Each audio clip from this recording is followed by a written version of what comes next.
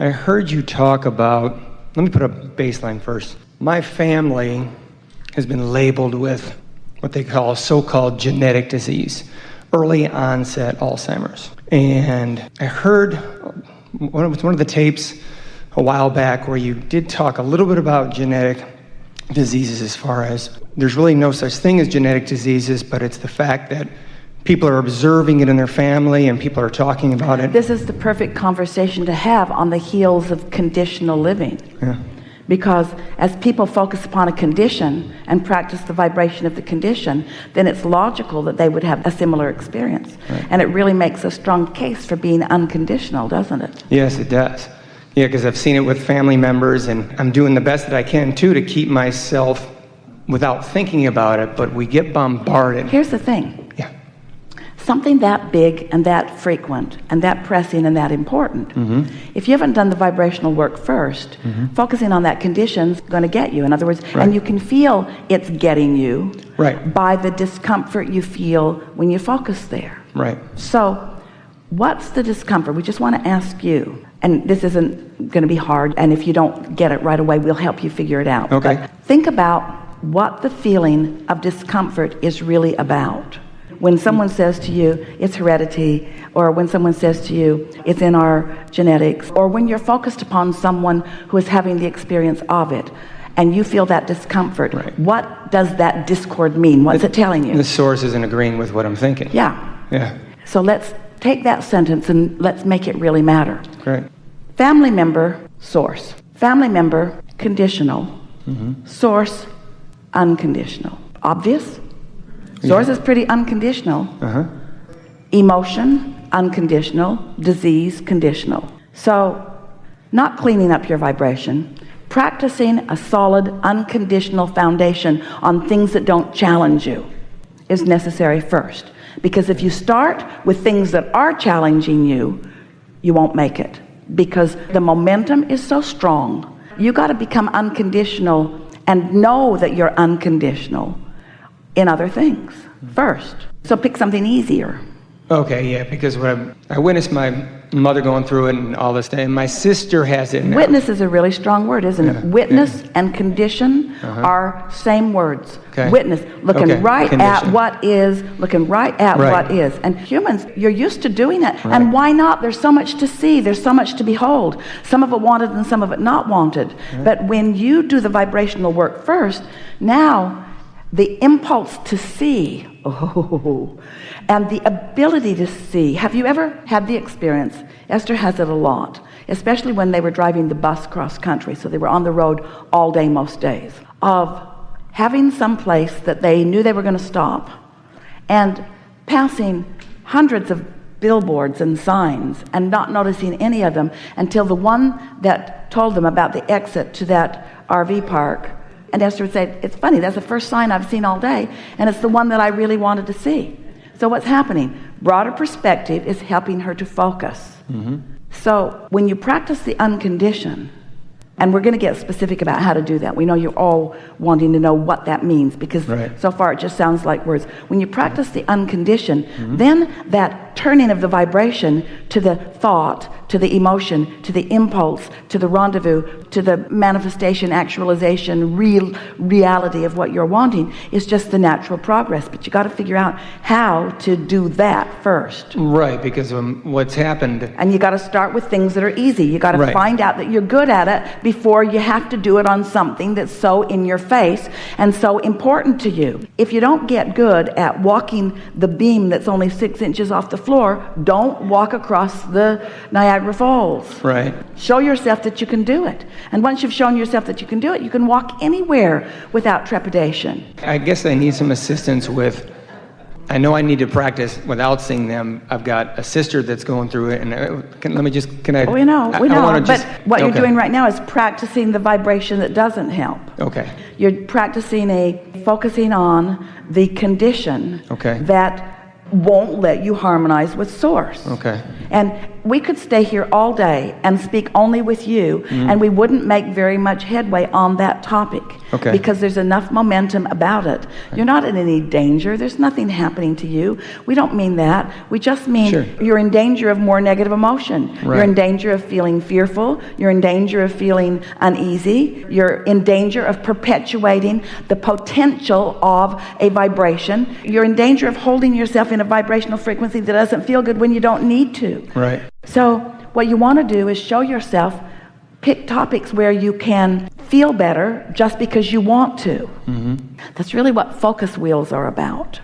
That's the way that Esther has been using focus wheels. When something happens that doesn't feel good, she can usually within a few minutes focus wheel it into a place of feeling better.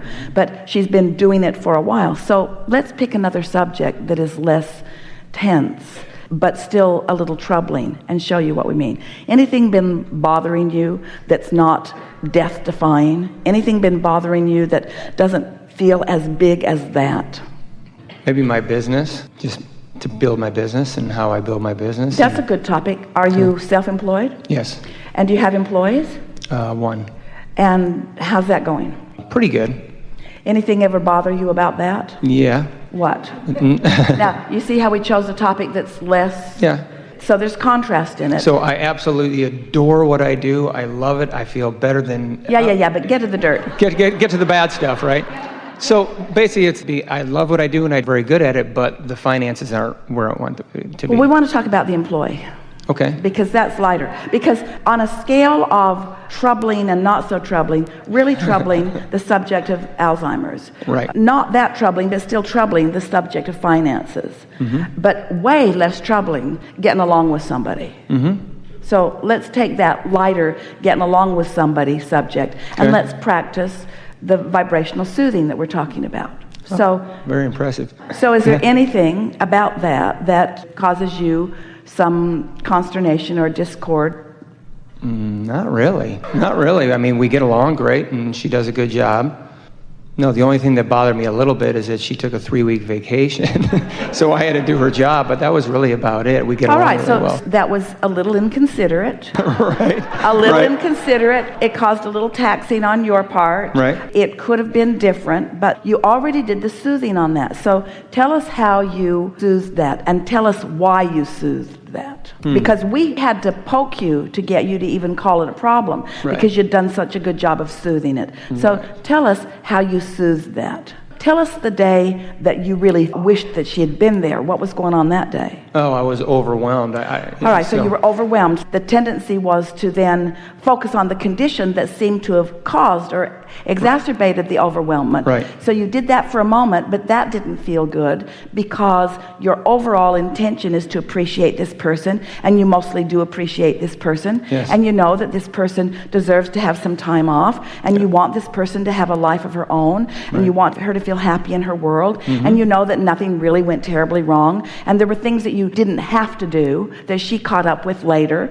and some of what her work was, you left it for her to catch up later, and you only did the things that really mattered, and you were able to do it, and it gave you better insight into what she was actually doing. In other words, you feel how that's soothing that, and we're not saying any of this outside of what you already figured out. Right. That's how you soothed yourself. Right. Well, it's exactly the same thing that you want to do with these other issues. It was just easier to do it with this issue because this person could be replaced with another person. The stakes don't feel high in that case. So it's easy for you to soothe that. But the finances, the stakes feel higher. And the physical life experience, the stakes feel higher. But they're not. It's all exactly the same thing. It doesn't matter whether you're soothing yourself over light and easy things, or whether you're soothing yourself over things that feel more like a struggle, or whether you're soothing over things that just sort of take your breath away when you think about them.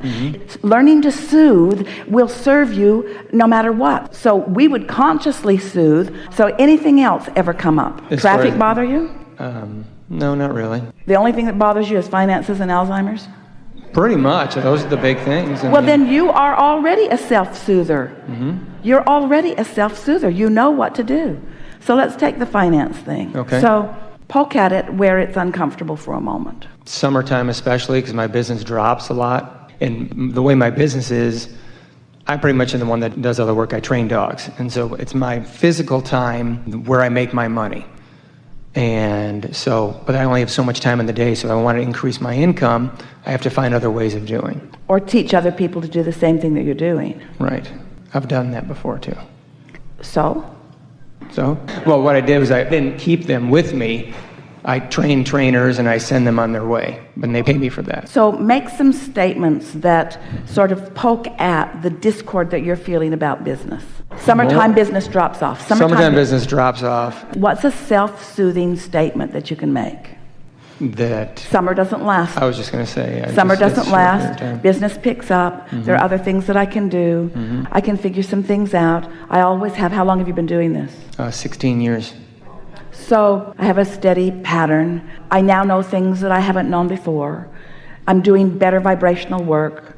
The dogs who I'm training have taught me that. Yep. I've learned through experience how to communicate with them better. They have taught me the very thing that I'm asking about here. Yep. They've taught me about alignment coming first. Yep. I've shown myself that in interacting with them, I have to deal with the vibration first and then.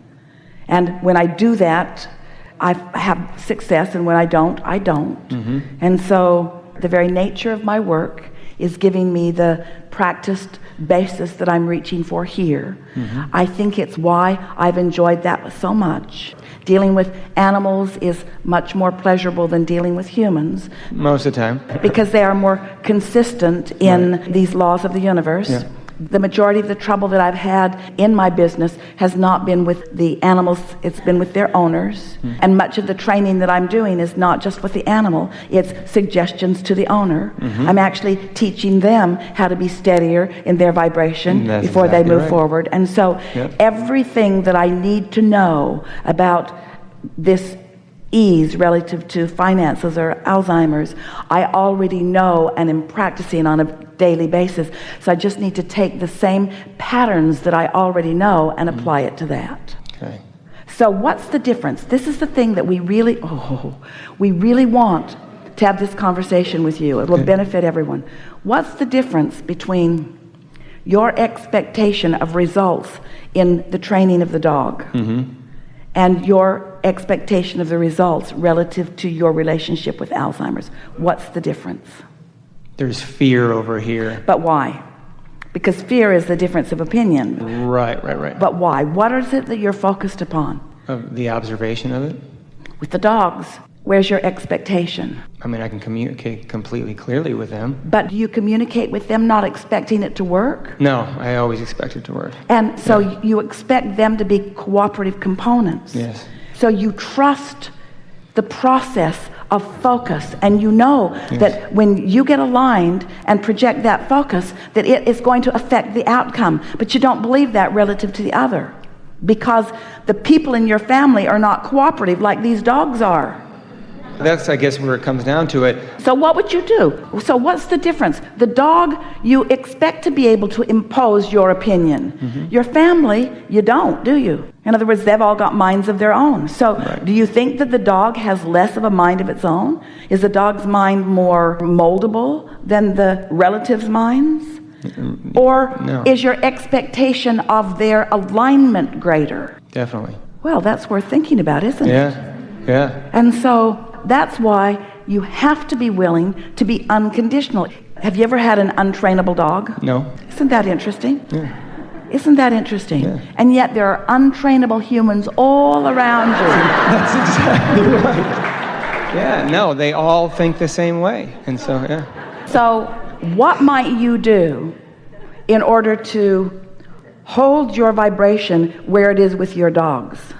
It's a trick question, so be careful. Focus on the dogs. Because when you focus over there, you lose your connection. Don't focus on there, focus over here.